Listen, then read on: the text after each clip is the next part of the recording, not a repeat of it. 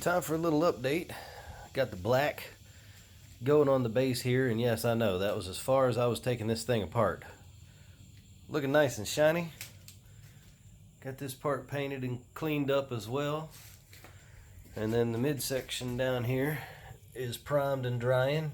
It'll get a second coat tomorrow, and then the black will go on that.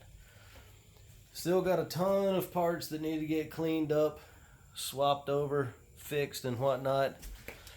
Got a whole box of gaskets and new parts down in there, but it's coming together.